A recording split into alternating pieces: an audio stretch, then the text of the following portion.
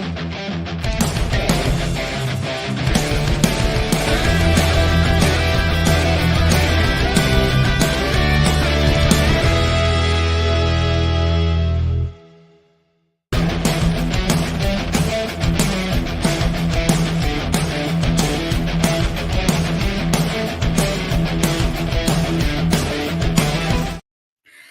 there, this is Tati, and welcome to your Wrestling Time Post Show. It is Friday, September 20th, 2024, and tonight I'll be talking about Friday Night SmackDown. Alright, so let's kick things off talking about Cody Rhodes and Roman Reigns. They came face to face at Georgia Tech, and you know something? This was actually really good. This was really well done. I really love the feel of this. This was very cinematic, something that WWE does really well. It looked epic, and it was epic too. I really like how they used Georgia Tech because of Roman's history there, and Cody, he's from Georgia. So I actually really like this. This was such a great segment, really well done. I hope we see more segments like this going forward. This was great. I really like the fact that Roman brings up the fact that he shed blood, sweat, and tears many times in that field. So that's his stadium.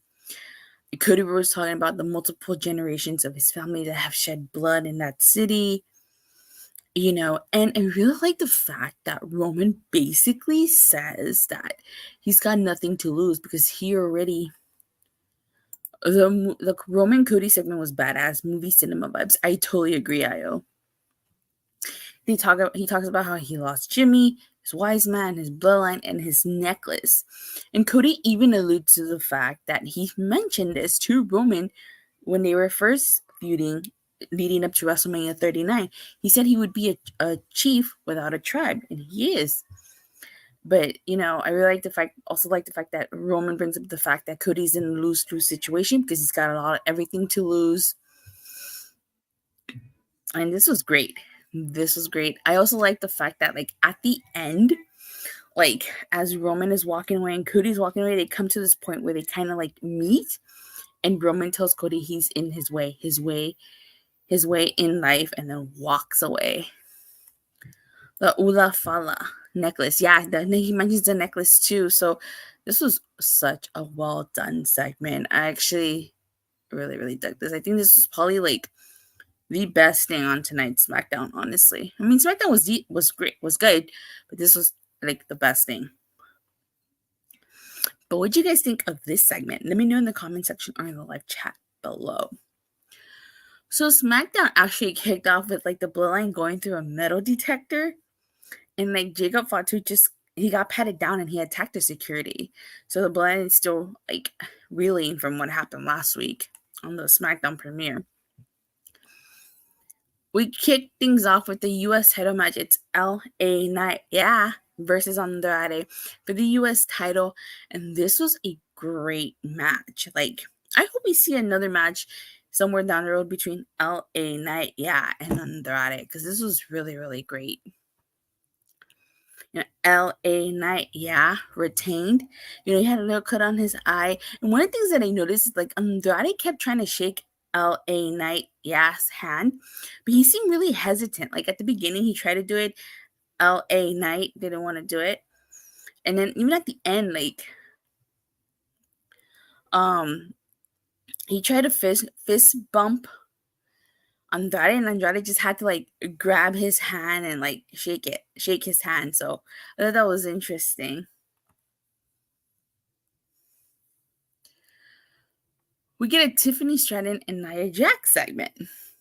And one of the things I like about this is the fact that Nia Jax and Tiffany are matching. They're wearing similar outfits, which I thought was really cute. But then as Tiffany's talking about her day, getting her nails done and stuff, you could see the look on Nia Jax's face. And you could see how bored and how annoyed she is with Tiffany Stratton here, which is only adding to their story.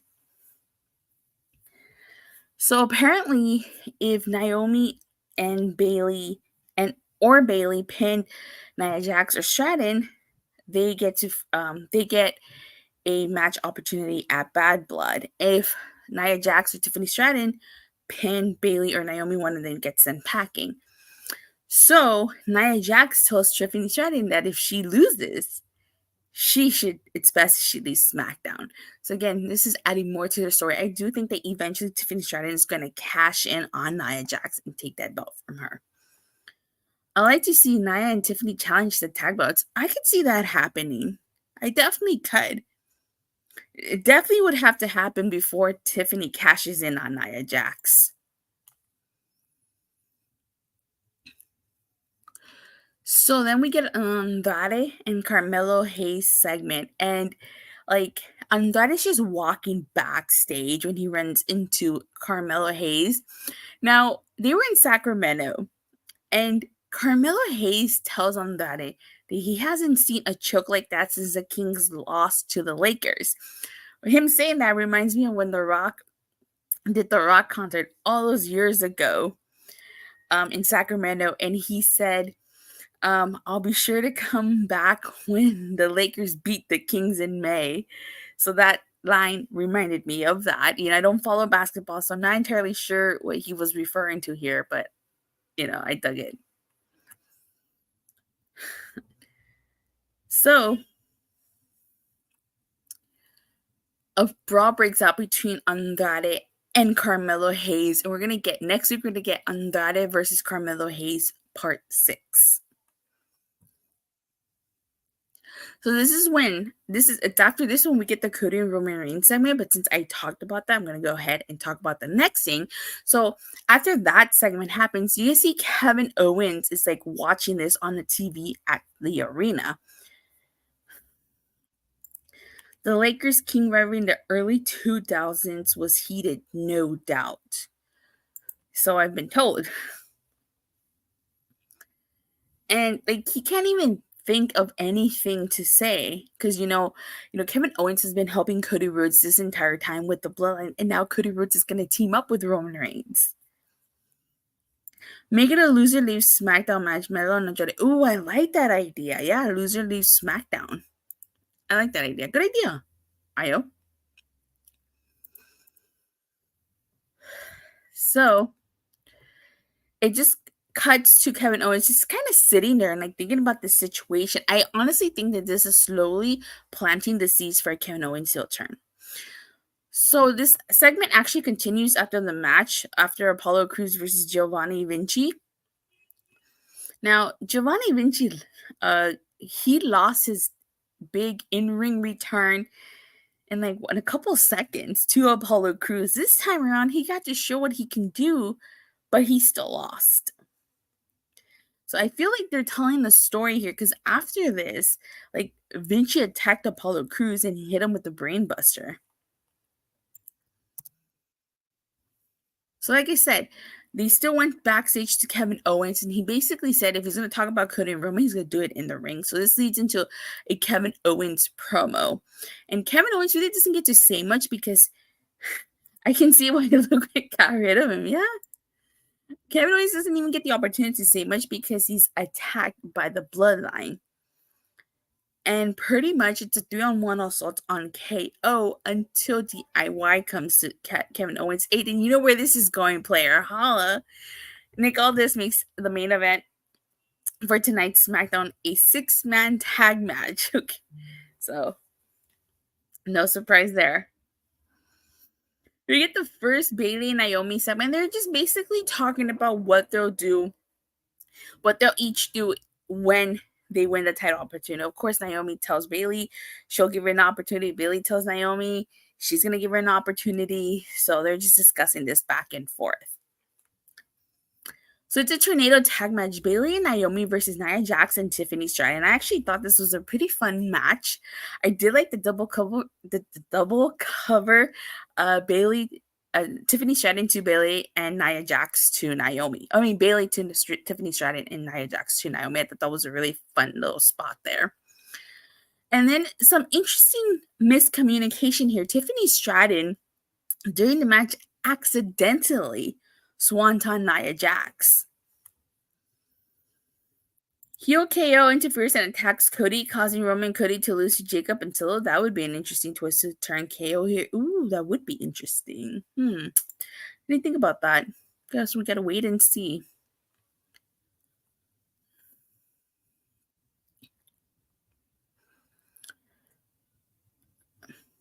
So I thought this was such an interesting finish. So at the end, you had Nia Jax, Samoan drop Bayley, and then Bayley and Naomi both pin Nia Jax. So they win the match, but then the question is, who got the victory? Like, who's going to get the title opportunity?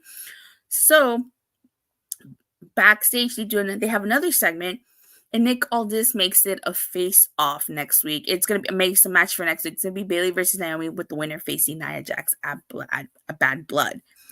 So I feel like we might get a triple threat. We might get Nia Jax versus Bayley and Naomi, because I kind of feel like either Nia Jax or Tiffany Stratton is going to get involved in this match and try to cost one or both the match. It's going to lead to a triple threat. And you know what? It's probably going to be Tiffany Stratton. I could definitely see her getting involved, trying to help Nia Jax, but instead she's going to put her in a triple threat.